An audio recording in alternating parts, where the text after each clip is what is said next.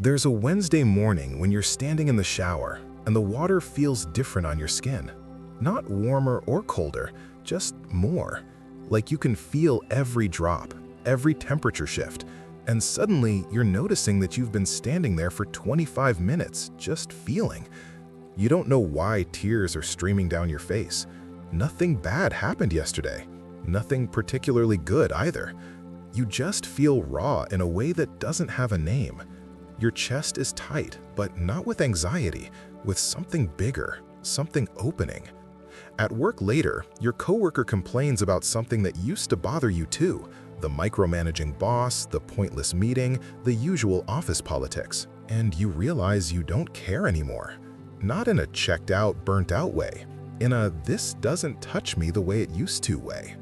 It's like you're watching from a distance, not cold, just clear. That night, you scroll through your phone and every conversation feels hollow. Not because people are being shallow, but because you can't find the energy to pretend you're interested in things that used to matter. Your friend texts about weekend brunch plans, and you stare at the message for 10 minutes, unable to form a response that feels true. So you don't respond at all. And instead of guilt, you feel relief. Something is shifting.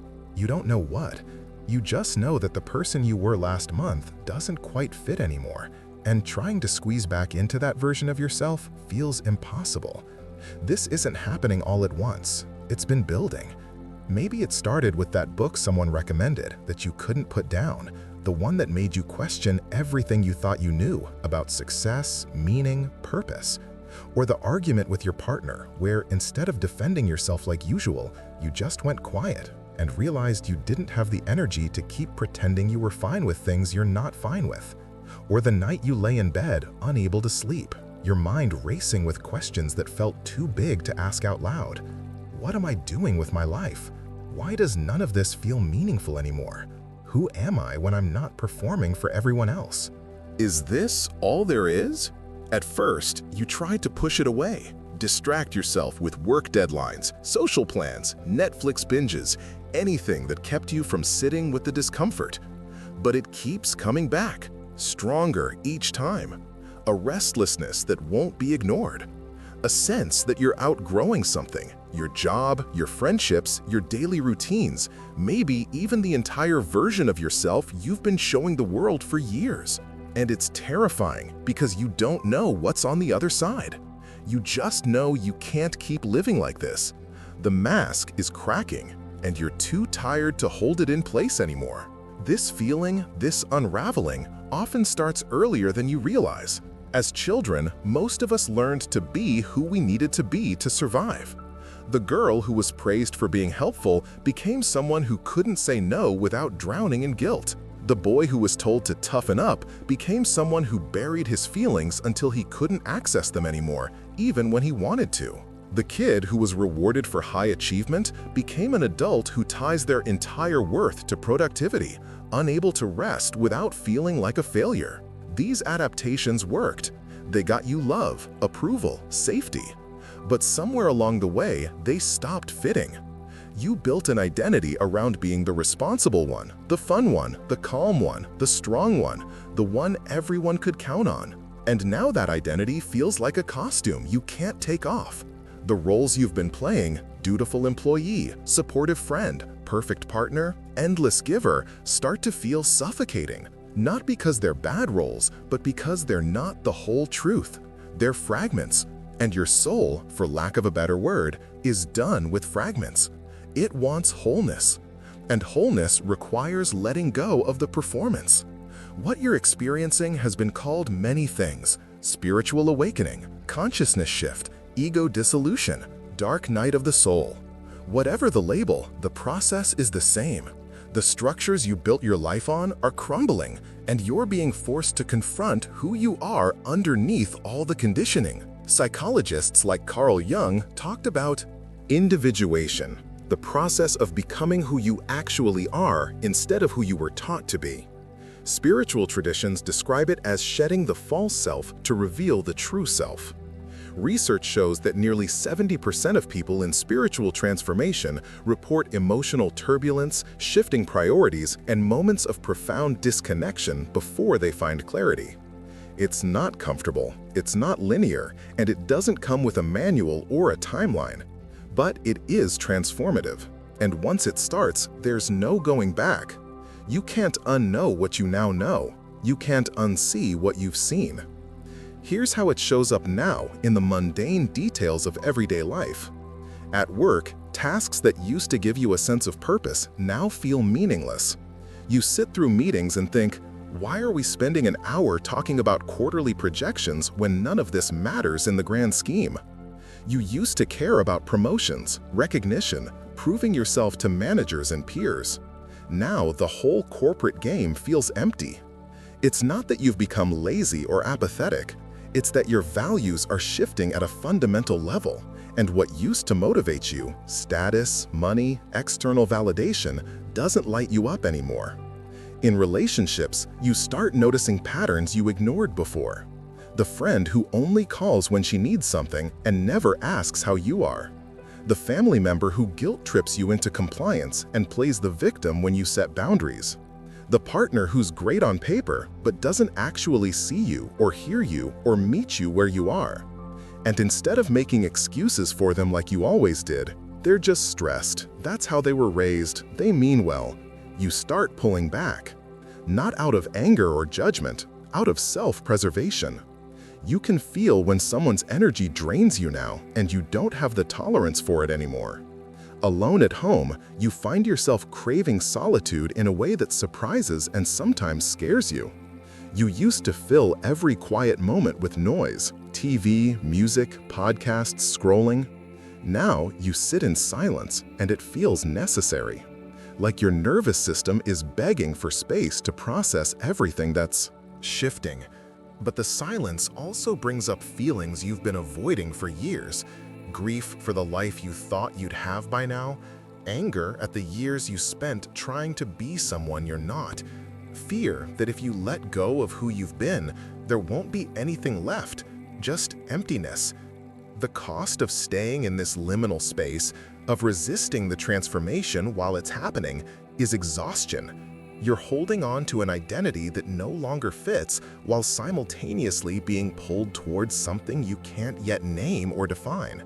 It's like wearing shoes 2 sizes too small and refusing to take them off because you're afraid of what your feet will look like without them. Raw, exposed, vulnerable. The tension is unbearable. You're irritable, disconnected, going through the motions like a ghost in your own life. People ask if you're okay, and you say yes, but you're not. You're dismantling yourself from the inside out, and no one can see it. You might experience physical symptoms too. Body aches with no medical explanation, changes in sleep patterns like waking at 3 a.m. regularly, emotional roller coasters, unusual sensitivity to foods or environments, fatigue that doesn't improve with rest. These aren't signs something is wrong. They're signs something is finally trying to become right. Your body is recalibrating to match the frequency of who you're becoming. But here's the reframe. This isn't a breakdown, it's a breakthrough. The discomfort isn't a sign that something's wrong with you. It's a sign that something's finally trying to become right. The old structures are falling away because they were built on a foundation of fear, approval-seeking, and external validation. What's trying to emerge is something more authentic, more aligned, more you. The spiritual transformation isn't about becoming a better version of yourself. It's about becoming a truer one. And that requires letting go of everything that isn't actually yours. The beliefs you inherited without questioning, the roles you were assigned before you could choose, the goals you adopted because you thought you should want them. This process is messy. It's slow. It doesn't look like the polished spiritual performance. Awakening content you see online with perfectly curated aesthetics, but it's real and it's necessary, and you're not alone in it, even when it feels like you are. So what are the signs that you're in the middle of this transformation? What does it actually look like when it's happening to you? First, you feel disconnected from things that used to define you. Your job title, your social life, your carefully constructed routines. They all start to feel like they belong to someone else. You're going through the motions, showing up, performing the tasks. But there's a distance now, a gap between who you're presenting and who you're becoming. It's not depression exactly, though it can feel heavy. It's more like you're watching your life from the outside, and the person living it doesn't feel like you anymore. Sarah, a marketing executive in her mid-30s, described it this way: "I used to love my work. I was good at it. I won awards. But one day, I woke up and realized I didn't care. Not about the campaigns, not about the promotions, not about any of it. It all felt hollow, and that terrified me, because if I wasn't career-driven Sarah, who was I?" This disconnection is your soul's way of saying, this doesn't fit anymore. It's uncomfortable because your identity has been tied to these external markers for so long, but it's also necessary. You can't step into a new version of yourself while clinging to the old one. You might notice your interests changing drastically, losing passion for hobbies that once defined you, or feeling apathetic about goals you used to chase with intensity. This isn't loss, it's clearing space for what's next. Second, your sensitivity increases to everything. Sounds are louder, lights are brighter. Other people's emotions hit you like a physical wave. You walk into a crowded room and feel overwhelmed by the collective energy, the tension, the performance, the unspoken dynamics. You watch the news and can't stop crying over stories that used to just register as sad. You have a conversation with someone and can tell they're lying or holding something back even though they haven't said anything explicitly. Your body might react. 2. Heightened sensory perception, where smells, sounds, and lights feel more intense than before, or unusual body temperature changes like hot flashes or sudden chills as energy moves through your system. This heightened sensitivity isn't weakness, even though it can feel overwhelming. It's your intuition coming online. You're becoming more attuned to what's real and what's performance, what's aligned and what's not. The problem is, most of the world operates on performance, politeness, surface-level interaction. So suddenly, being able to see through it, to feel the truth underneath the words is profoundly disorienting. You can't unsee it, you can't unfeel it, and that awareness changes everything about how you navigate relationships, work, and daily life. You might also notice increased empathy and compassion for others, feeling their pain or joy as if it's your own, sometimes to an uncomfortable degree.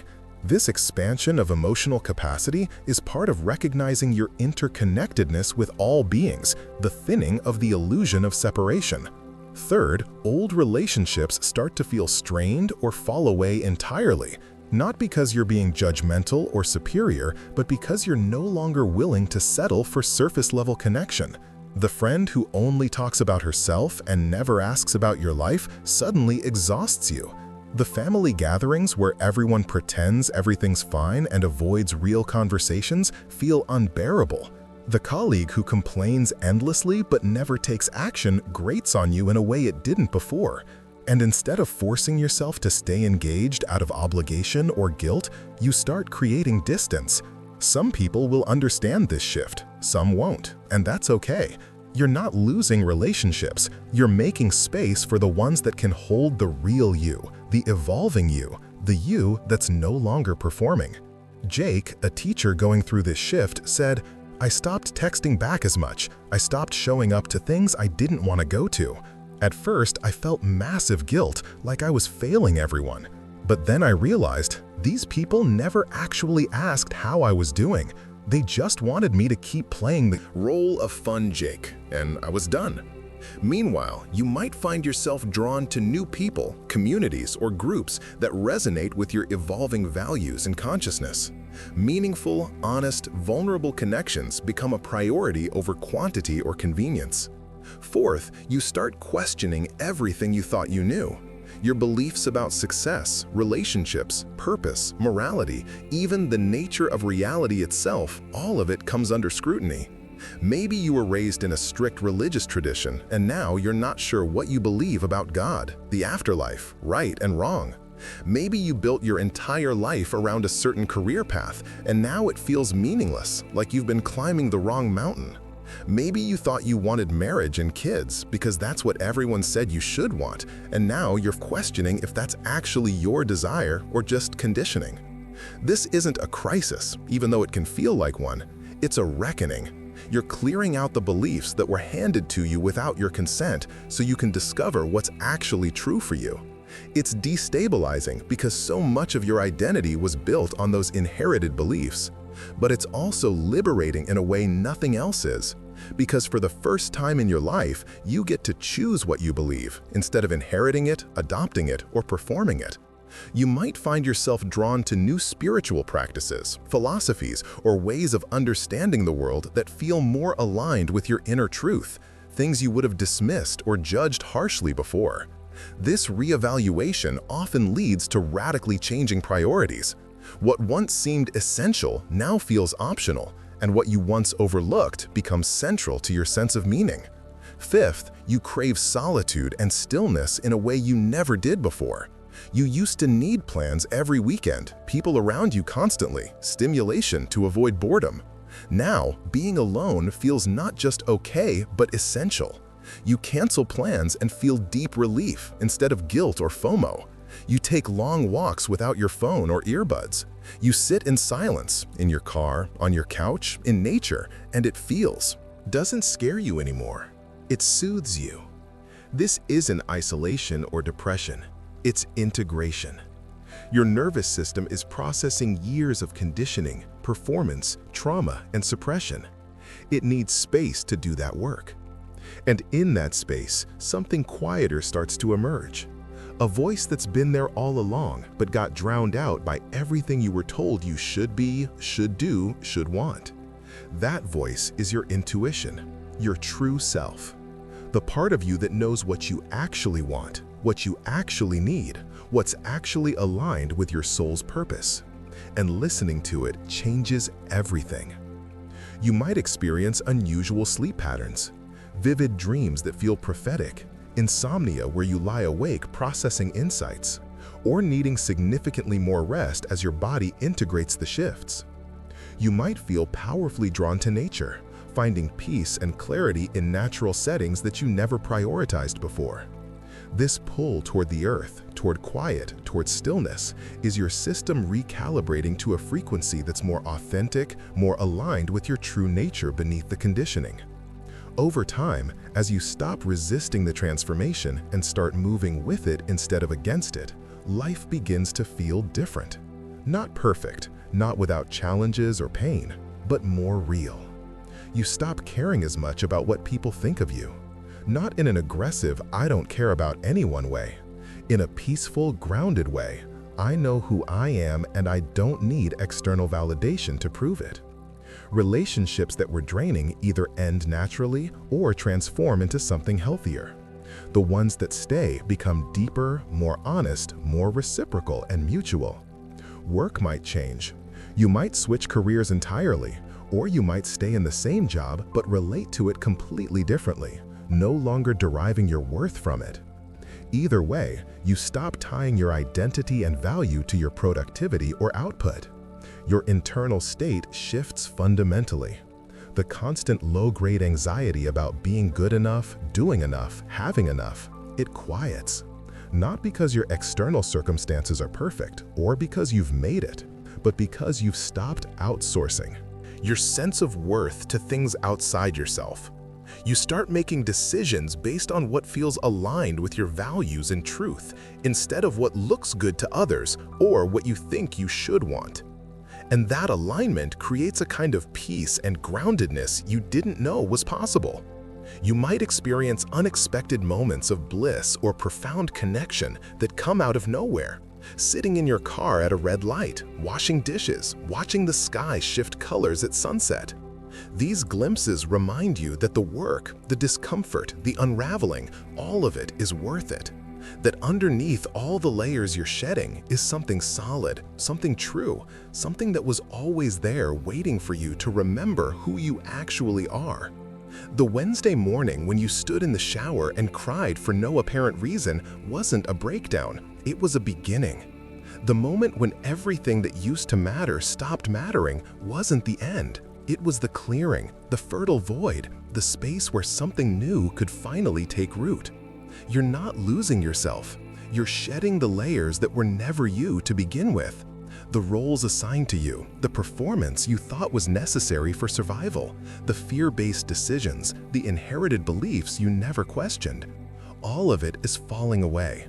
And what's left, raw, uncertain, undefined, vulnerable, is the real you. Not the polished version that has it all together. Not the one who never struggles or doubts. The one who's still figuring it out. The one who's willing to sit in the profound discomfort of not knowing. The one who's brave enough to let go of what's familiar, what's safe, what's comfortable, to make space for what's true. This transformation doesn't come with a timeline or a finish line. It's not something you complete, check off a list, and move on from. It's a process, a deepening, a returning to yourself again and again, each time with a little more clarity, a little more honesty, a little more courage, a little more compassion for yourself and others. And that's enough. Not because it leads somewhere better or because you'll finally be happy, but because it's real. And real, messy, imperfect, honest, alive is what you've been searching for all along. If this resonated with you, subscribe for more videos on psychology, self-awareness, and the messy, beautiful work of becoming who you actually are.